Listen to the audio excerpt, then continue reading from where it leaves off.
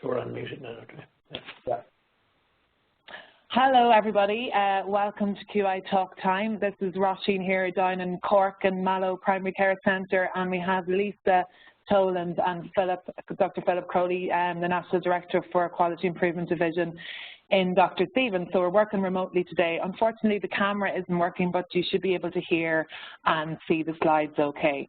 So thanks a million for Lisa, who's going to talk to us today on Microsystems. She's the lead on the staff engagement team for the Quality Improvement Division, and her focus is training and coaching frontline quality improvement staff, specifically on Microsystems. She's currently working in the Emergency Department program and across Quality Improvement Division. She provides training for multidisciplinary teams on the front line for effective communication and teamwork, and coaches teams using the Microsystems approach. So we're delighted to have Lisa with us today to tell us all her knowledge on Microsystems. So just a few instructions. So just to make it interactive, you can use the chat box function. You can also use the telephone to dial in to hear, and also use the sound on the computer. If you have any comments or queries or questions for Lisa as we go along, please do type them into the chat box. We'll have time at the end to ask Lisa those questions. So keep the questions coming. And also, if you are on Twitter, we'd be delighted if you'd tweet at QI Talk Time. If there's a few of you in the room, take a picture and put it up on Twitter and let us know how many people are there. I think Philip wanted to say a few quick words. Yeah, thanks, Roisin. Just by way of introduction, welcome everybody. I think this webinar series has been really excellent, and thanks to Roisin, Naomi, and others who've really made it happen. I think today's subject couldn't be more important today, you know, in this current climate. You know, if you look at our staff survey, you'll see there are findings that demonstrate how important it is that we really engage our staff in a different way. And Microsystems goes to the very core of that, and I'm very much looking forward to hearing Lisa describe the work that she's been doing and the method that is applied, and because fundamentally I think if we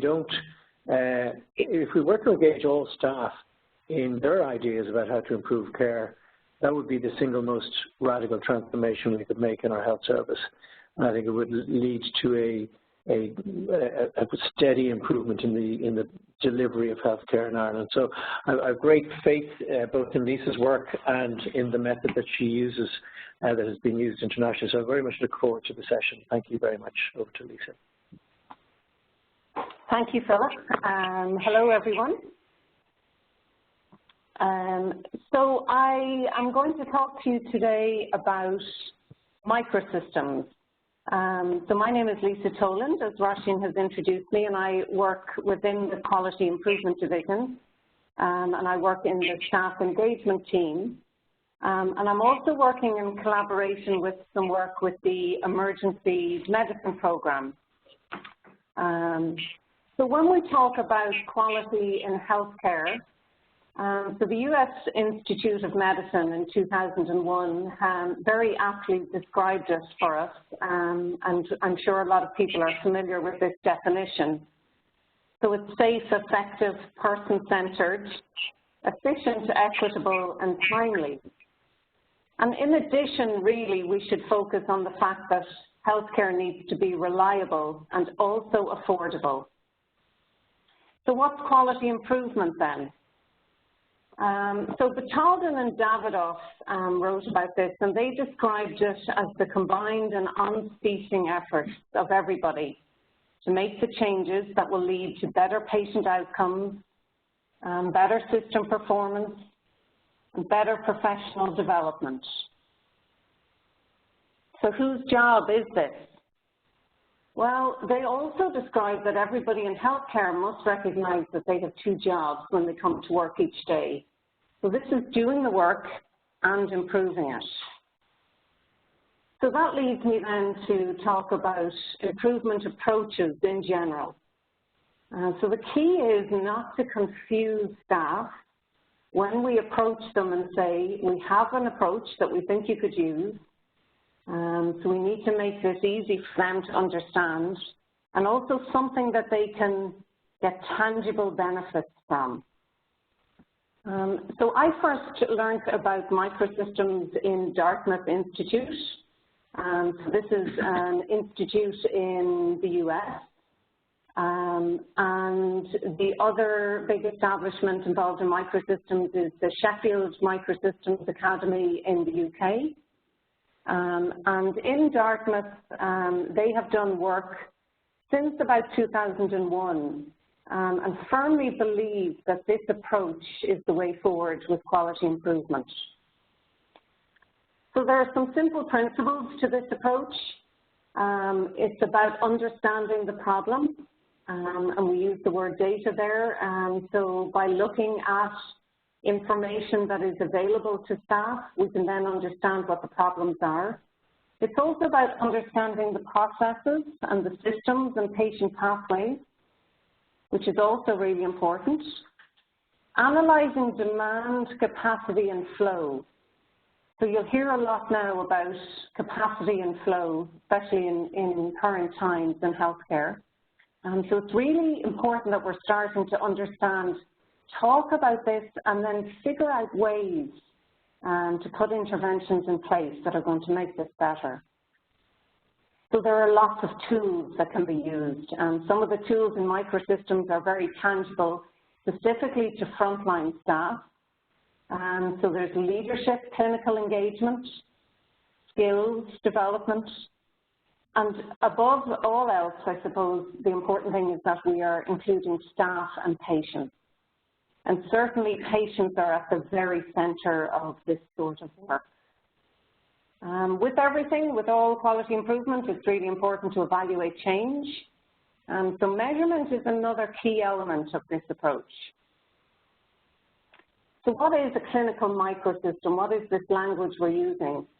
So they have described it as the place where patients, families, and clinical teams meet. So if you think about it, looking at this example, each organization is made up of multiple microsystems. So that could be the oncology unit, the maternity unit, the emergency department where I do a lot of my work.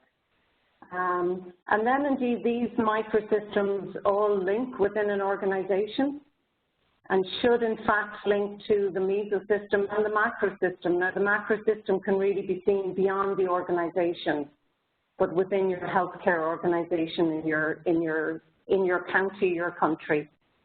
So each hospital is made up of multiple microsystems in primary care and CHOs.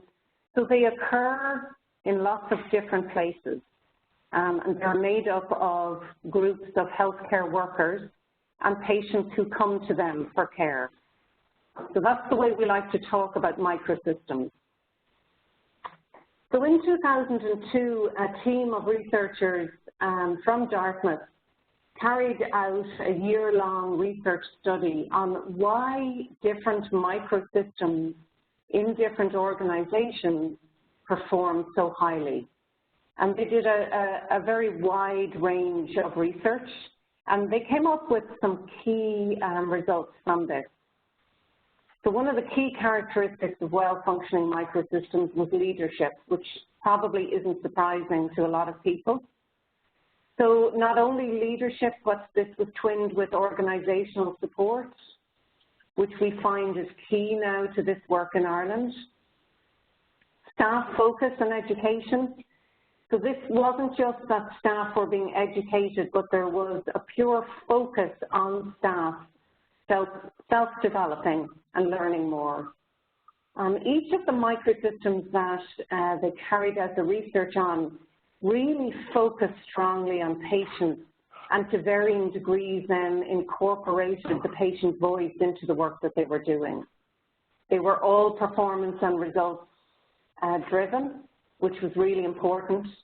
And one of the very strong elements that came through was the supporting information technology. So again, that is something that we are continuing to develop here. But there are ways that we can tap into the information technology that we have. So this work involves the Frontline. So it's different from some of the other quality improvement approaches, but primarily it's where frontline staff come together and are working together on improvement initiatives. We teach effective tools and teamwork, and it enables them to improve then the care that they're providing, and ultimately to provide a better working environment really for staff. So when you start working with teams, you can actually see a natural development over time. And staff have reported a boost in morale, a boost in communication, and a boost really in their overall performance when they use this sort of approach. So this is just a slide that has come from Dartmouth, and it describes the approach of Microsystems. So this just enables us to look at it a little bit more deeply. So team coaching is one of the first elements, and this is one of the key elements really in this approach, that you're working with multidisciplinary teams at the front line, and you're enabling them to become coaches by educating them, and they in turn then are helping to coach teams within their own department. So this has proven to be a really beneficial way to bring these teams forward. So the improvement science, a bit like a lot of other quality improvement approaches, is underpinned by the model for improvement. And there are lots of tools that we use that enable these frontline teams to work on improvement initiatives, but to work on it in a methodical way. So up on the right, you'll see an improvement ramp, and we will talk about this a little bit further. So this is, again, another tool that teams can use just to put some method and framework around the work that they're doing. And then the third circle is looking at the microsystem. So this is actually the microsystem itself. So if you like, we do a deep dive into each microsystem when we start with the team. So it's very important that they understand the patients that come in, the patient cohort that may be attending their unit, the processes that are in place, the pathways that are in place, and also not forgetting the professionals that work there, because all too often we've been working within a department without really knowing the staff perhaps that we're working with, and also not knowing the different qualities that they may have or attributes that they can bring to the team. So what we've been doing in Ireland, we're working in collaboration, as I said earlier, with the Emergency Medicine Programme and from the Quality Improvement Division. And we have been working with emergency departments across the country to bring this approach to them, and for some to reinvigorate work that was already done here several years ago in the country. And there's a huge amount of great work done. So we are out working with teams within the EDs and trying to get this approach back up and running. And for new teams then, giving them the training, the skills and the tools that they need to move this forward. So Dr. Marjorie Godfrey is from the Dartmouth Institute, and she talks about improvements in healthcare being 20% technical and 80% human. And so this really translates into us needing to use the team's knowledge and skills, which very much is a strong focus with Microsystems. So I just want to talk a little bit about team coaching. So ownership versus buy-in. So if we think about that, and when I meet teams for the first time, it's one of the things we talk about. So are they the same thing? So buy-in is really where somebody else has done the development and the thinking. And all too often this is how we bring in changes, whether positive or not. So it's where staff are told or convinced that they need to implement ideas. But ownership is where they can share an idea, a decision, or an action plan. And really, again, this is a strong focus that we use, because this is where teams have participated in the development of improvement plans. They endorse it and understand it, and really the will is there for them to move forward with it. So the team coaching model that we use really has 3 phases. And so when teams are established, the first thing we ask is that when you go into a department, and again, remember this can apply to any department, the first thing to do is open this up to everybody in the department. You will get staff that are willing. The worst case scenario is where you have staff who are told to come and to join this group. So it is really about working with the willing. Set expectations early on with the team. So that's really introducing to the team how you're going to work to move forward. There is a strong commitment that multidisciplinary teams engaged in this work meet on a regular basis. This may sound like a big commitment, but when you work with teams over time, it actually helps them to set this into their day-to-day work. They know when they're going to meet, they have a regular meeting pattern, and it keeps them focused. So then we start to introduce the improvement approach using different tools and methods, and start really to set the team for how these teams are going to move forward with quality improvement. So as the teams begin to meet, they meet on a regular basis. Some teams meet every week, some teams meet every 2 weeks. It doesn't really matter. The important thing is that they meet on a regular basis in the same place at the same time, and that really is important. At the beginning of the process, we set out ground rules. And I think one of the ground rules that I suggest to all of the teams is that if you oppose something, you must propose. So if you come with an idea or a negative idea, you must propose and turn that into an idea for the team. We work using effective meeting skills. So when we're working with teams, we actually teach them as a multidisciplinary team to lead a meeting, to set an agenda, to follow an agenda, to have a timed meeting. It's really important that teams are able to get in and out of a room on time and with an action plan at the end of the meeting. We teach teams to assess how they meet and how they can improve with the continuous improvement ramp, if you like. They learn how to assess the unit that they work in and identify areas for improvements, and there are lots of different ways to do this. And the frontline staff themselves identify where they like to improve. Now, a really important component of this, particularly in the last few months in Ireland, is incorporating the results of the National Patient Survey. And all of the teams have access to these results. And also sometimes they like to do additional pieces with patients where they are finding out what it is patients need within their department and what suggestions for change that patients come up with, and they can then align this to the work that they're doing. The key is to start small. So don't try to save the world. It's very important for a team to get quick wins. So if they begin something and they can complete it within a defined period of time, it's much more likely that you'll have ongoing commitment from staff. So measurement is key to this whole process.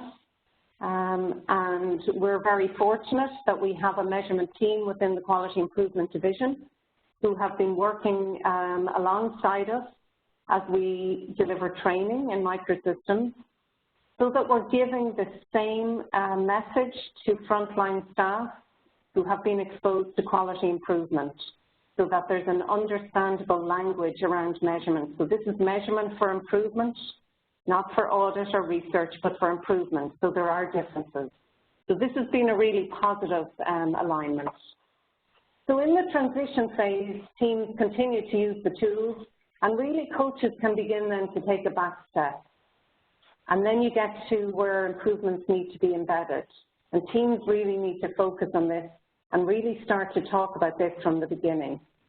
And this also drives sustaining these improvements. So there's ongoing assessment and reflection needed at all stages. And in Ireland, certainly we understand and have understood the importance of celebrating the work that's been going on. And we had a very successful celebration day here in November for the first frontline teams that had been engaged in this work. And this is really our way to say thank you for the hard work that they've been doing and to acknowledge this within their organizations. So some tools along the way, and anybody who has an interest in quality improvement may have heard of some of these. Effective meeting skills I've touched on already. Aim statements, again, coming from the model for improvement, so that a team is focused, has an aim that's measurable, and that's really important. We use tools like fishbones and flowcharts to enable teams, again, to assess what is going on and what are the processes within their own department. We teach measurement, so we help teams to identify baseline measurements and ongoing measurements, and then indeed how to analyze the measurements that they're collecting. And this is really important so that they can effectively assess whether they are making changes and that these changes are tangible. We talk about active listening and elevator speeching. So teaching teams, again, that if they are meeting senior members of their organization and they want to talk to them about the work that they're doing, and indeed if they may need help with the work that they're doing, that they're able to capture this in a very succinct way. Communication is vital, and we talk about a communication plan within teams from the very beginning. And the idea being that not all members in the department will need to engage in the improvement meetings, but it's really essential that all people within the department understand the work that is going on and have a knowledge. So this is a really strong element to the training. So why do we need to work in teams? I suppose we do talk a lot about teamwork.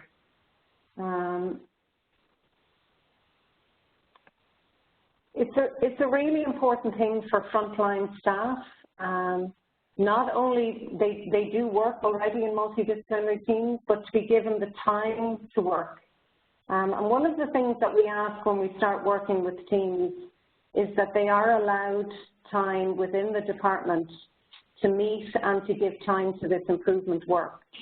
So that necessitates meeting with leaders within the organization and indeed the managers within the department, which again is a really important part of the preparing to do this work in any department.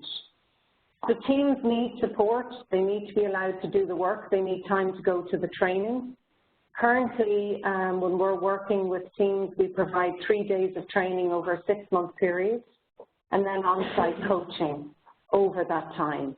So the teams need to be allowed to come to the training, but they also need time then back within their department to commit to this work. So our challenge is not whether we will deliver care in teams, but rather how well we will deliver care in teams. So I just want to put the question out to everybody, and thinking back on your career, so in the best job, how effective was the team that you had? And you don't have to answer this now, but just to think about it. And in your worst job that you ever had, how effective was the team? And finally, was there a specific focus on strengthening the teams in which you worked? So what is a team? It's composed of 2 or more individuals. The teams that we work with are multidisciplinary and need to be multidisciplinary. So that means everybody is invited. So you have doctors, nurses, allied health professionals, porters, security staff, healthcare assistants, anybody who works within the department. And each individual will have their own specific role or function and can bring something to the team, and they learn to work together over time. So what makes a successful team? There's been a huge amount of research on this. If a team has a common purpose which is clearly defined, they're far more likely to be successful. If they've measurable goals and the teams have set these goals, they're more likely to be successful. Effective leadership, where they can set and maintain structures, manage conflict, listen, trust, and support. And remember, we talked earlier about in some of the tools, we do talk about effective listening skills. Effective communication. We know a lot of research has been done with surgical teams around effective communication, but this is the same for any team working within any department. Where you have good cohesion, you definitely have a stronger team spirit, and you also have stronger team morale, which in turn leads to better care and better patient outcomes. Mutual respect. So again, when I work with teams, I can see this becoming a natural development as they begin to work with each other over time. They get to know each other and indeed respect each other. And this helps them, again, to be more effective. So I don't know if anybody has seen the movie Invictus. And unfortunately, I can't play a clip of it. But this was Nelson Mandela's goal was, I suppose, after the apartheid regime in South Africa, to create a more unified country, and he focused on the rugby team, the South African rugby team, who up to that period of time hadn't really been very successful. But a strong message throughout this movie was on the teamwork within this team, and again, led by Francois Pignard. And one of the quotes from the movie which struck me was when Mandela asked him, how do you inspire your team to do their best? And he said, by example. I've always taught to lead by example.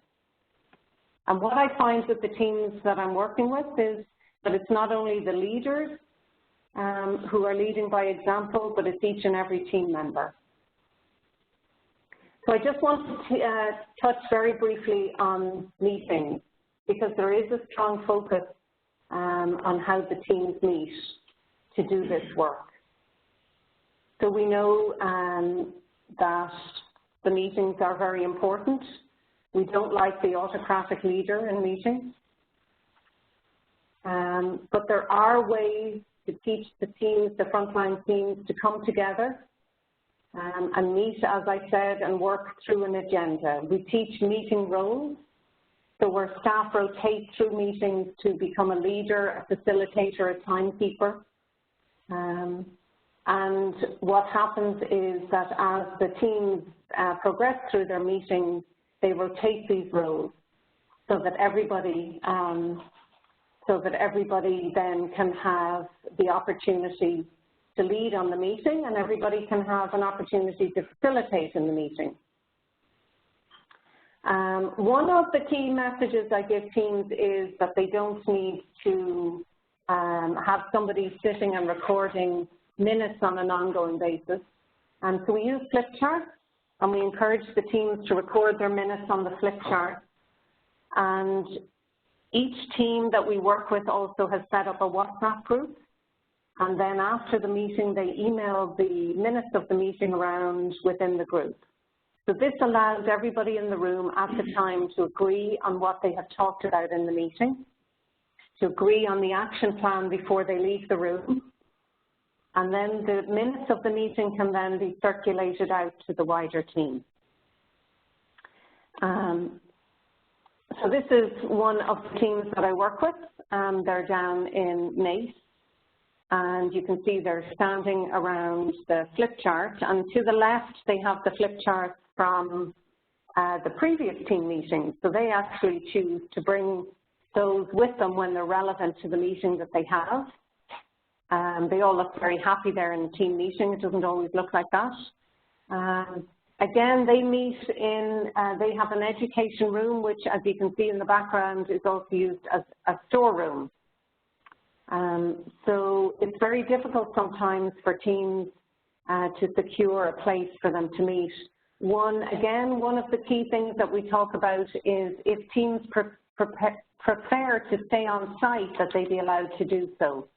So particularly in the emergency departments, they don't like to have their meetings, for the most part, out of the department. And that's okay. So we work with whatever arrangement works for the teams themselves. So this is actually not the full team here. We didn't get everybody into the picture. But as you can see, we have a range of health professionals here who are part of this team.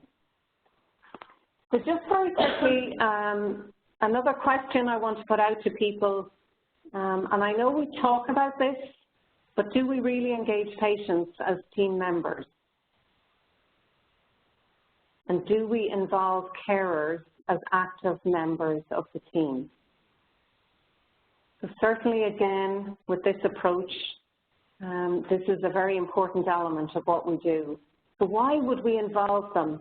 Well, we know shared decision-making can absolutely improve the quality of care that we give. And it also helps to minimize adverse events and miscommunication between patients and staff. So if you think about it, the patient is the only member of the team who is present at all times during their care. So Microsystems is absolutely patient-centered and patient-focused. So this is another team. This is the team from Beaumont, who've been doing tremendous work with Microsystems. And these are some of the improvement initiatives that we have been working with over the last few months. And these are just some examples of projects that have been going on. So as you can see, there's a wide variety. We had, the Beaumont team had a very successful project around the availability of wheelchairs in their department, which has made a huge impact for patients and indeed for the transfer of patients out to other departments, and also for the National Ambulance Service who bring patients to the ED. We have some improvement initiatives around handover and triage, communication with patients.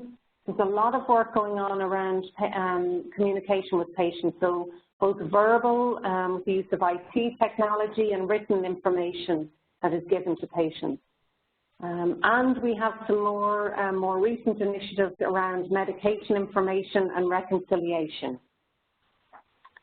So we had a celebration day, as I mentioned, in November of last year, and we also have some injury units involved in the training, and this is Kate from the Monaghan Injury Unit, receiving their certificate of participation in Microsystems.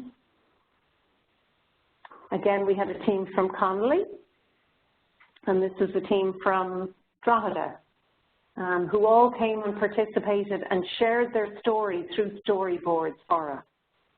And we have another celebration day which will occur in June of this year.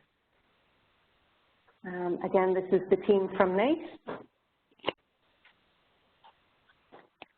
So I just wanted to recommend a little bit of reading for anybody who is interested in this approach. So the first book on the left, Quality by Design, and this comes from Batalden and Marjorie Godfrey and Eugene Nelson, so out of Dartmouth, and also Value by Design, which is an excellent book. And in the listening skills and some of the other communication skills that we try to teach in teams, these two books on the right are very helpful. So Helping by Edgar Schein and Humble Inquiry. So I hope that somebody would find some of those useful. And I'm now going to open it up to questions. Thank you very much, Lisa. Great presentation. Lots of food for thought for everybody online. And thanks for all the direction in terms of the reading as well. And I've just directed to people to qualityimprovement.ie if they wanted any more information. There has been some questions that have come in online, and one is around, from Yvonne Healy, is around, can microsystems be used in any department setting, not just the emergency department? Yes, yes it can. So the reason that we're working with the emergency departments at the moment is that we are doing this piece of work in collaboration with the emergency medicine program. And because Microsystems had originally been introduced in the emergency departments in the country, that was the focus to get this work reinvigorated. The important message is that absolutely this approach can be used anywhere where you have a microsystem, so anywhere where you have a team of people working together providing patient care. So it can be used absolutely anywhere. And indeed, with the teams that we're working with at the moment, we are encouraging them to forge links beyond their own departments. So some of the teams have invited staff from other departments who they work closely with, so that they naturally can start to spread out the improvements beyond beyond the emergency department. So yes, it certainly can be used anywhere. I hope that answers it. Great, thanks, Lisa. And just one other thing in tandem with that, I suppose, is it seemed to be throughout your presentation the importance of team is really important. So maybe to elaborate a little bit more on, you know, why the MDT is a key part.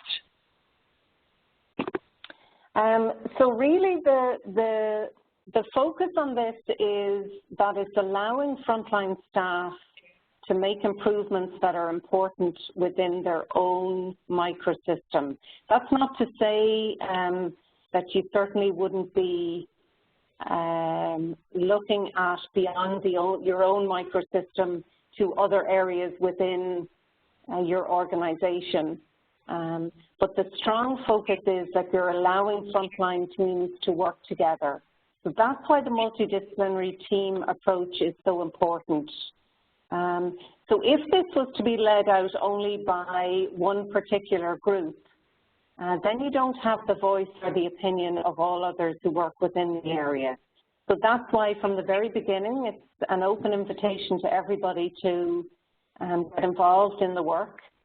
And also... And Lisa, sorry, Lisa, is it an opt-in?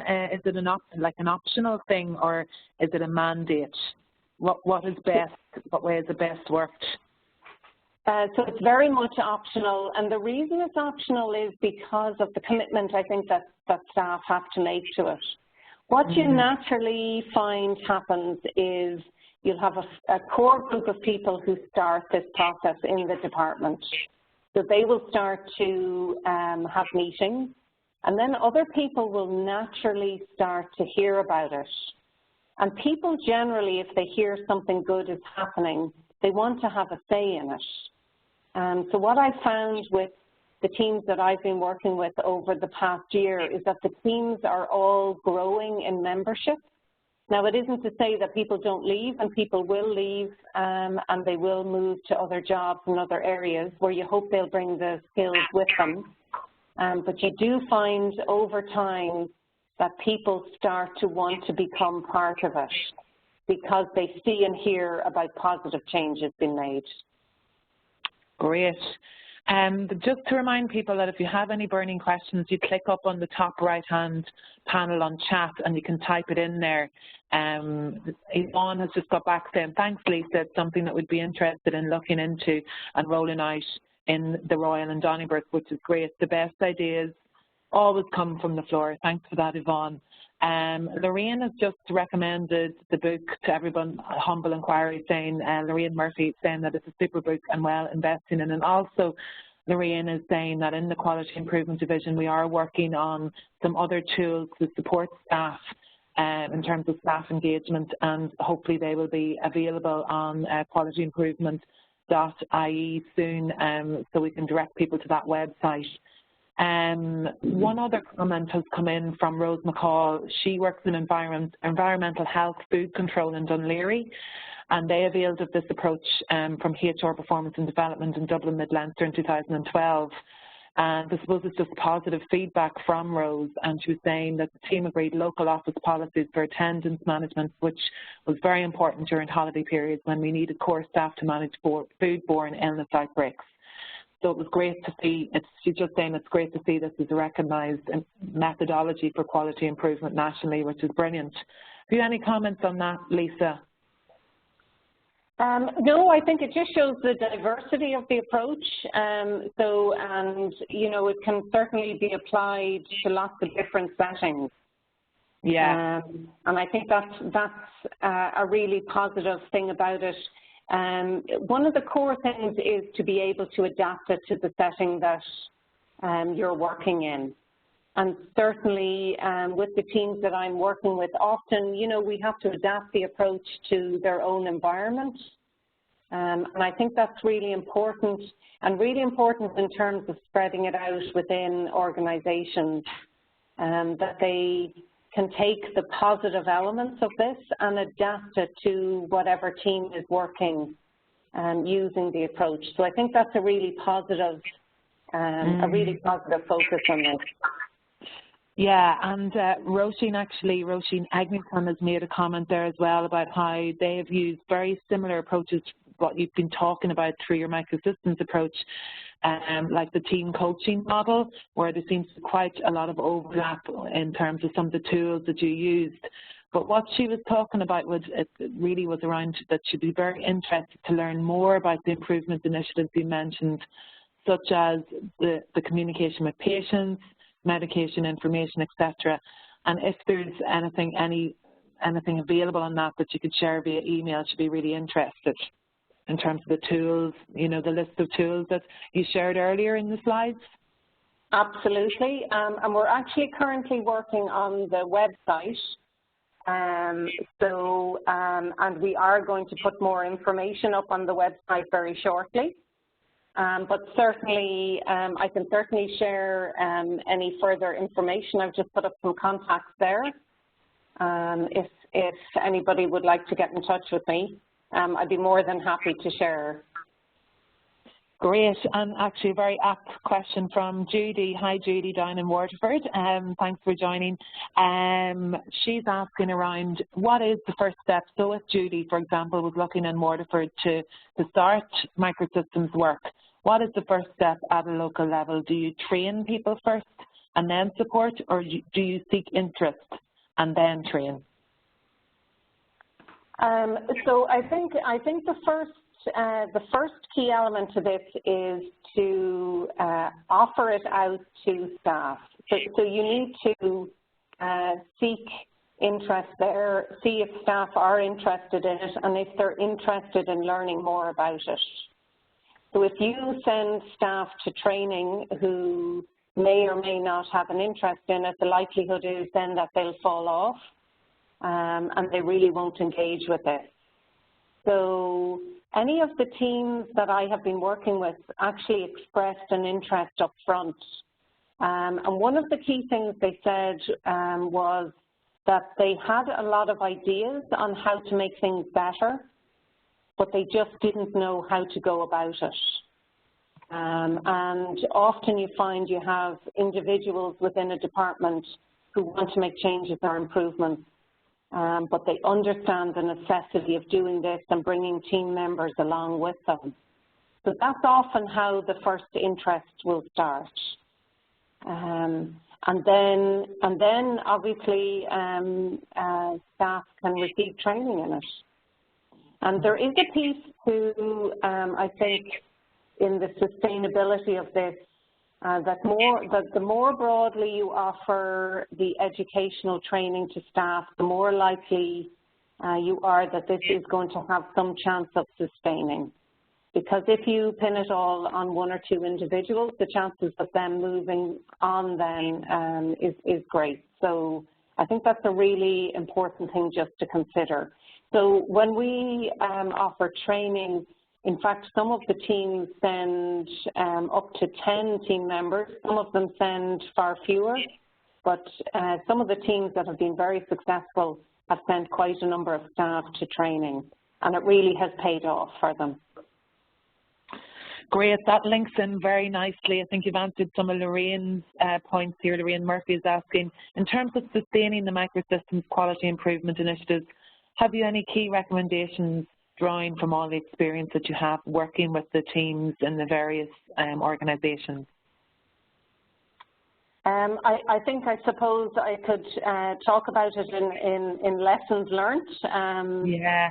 And certainly for me over the last year. So some of the key things, the initial, support that you try to get in order for teams to use this approach. So what we have done over the last year is actually seek support at group level. So we have brought hospital groups in for periods of training. And this has been really important because I suppose we try to have conversations up front about how these frontline staff are going to be supported going forward with this work. So you certainly don't want teams to be working in silos. And if it is working, you want to, again, engage leaders within the organization to see if this is working and assess how they can spread it out beyond one department. So that's not feasible for these frontline teams to do themselves, so they need the support there. So support, we have found support at hospital group level, but more importantly, support then within the organization itself.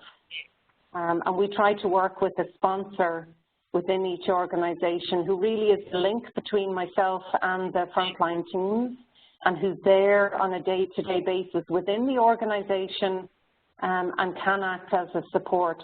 So this has worked well in some places, and I suppose not so well in other places. So that's one of the lessons learned for me in the work that I'm doing. So to really be explicit in the support that you're looking for. We're really trying to encourage the teams as well to network and to share among themselves. And I find on training days, it's great opportunities for the teams to start to share learning. And also outside of the training days, the teams are starting to communicate much more effectively with each other to share ideas and to share learning and to share when things work well and when they don't work well. So there's also no point in reinventing the wheel, and that's something that we strongly encourage. So there's really lots of different elements to trying to sustain. Great, that's a wealth of knowledge there, Lisa. Thanks a million. And just one final question. I suppose a lot of people, frontline staff, are so busy and often overwhelmed with their day-to-day work, and this can maybe be seen as an additional thing. How, from your experience, have you found, how do busy frontline staff find the time to do this work? So that brings us back, I suppose, to the point we talked about earlier about working with the willing. So when staff make a commitment to this, you'll find that they generally commit to make time for it and make it a priority. The reason we focus so strongly on teaching them how to hold meetings is so they get in and out of a room at a set time and the time doesn't run over, because time is so precious to all of them. So it actually does work, and as teams naturally start to meet over weeks and months, they find that they come to the team meeting with work done, generally, not always, but generally. And they know that within half an hour to 40 minutes they'll be leaving the room, but that they have a new action plan in place. So there's a real strong focus on that during the training. Great, Lisa. Thanks so much. And I think we're right on time. We normally try to give people 10 minutes of their lunch. So thanks very much for everyone for joining in. And thank you so much, Lisa, for giving us your time today on the WebEx and imparting all of your knowledge and information around Microsystems. The slides and the recording of the WebEx will be available on qualityimprovement.ie on the QI Talk Time panel. So if you go in there, you'll see all the previous slide sets and the recordings up there. And And also just to direct you to other tools that might be of assistance is the Framework for Improving Quality, and also the Knowledge and Skills Guide, which is good to kind of get to grips with if you're looking at improvement in your organisations. So thanks so much again to everyone, and thank you, Lisa. And just to say, our next webinar is on the 20th of March, and we are having a bit of a diary clash, so we'll confirm the topic of that webinar in the coming days. So the next one will be Tuesday, the 20th of March at lunchtime. So thanks again, everybody, for tuning in, and we'll talk to you then.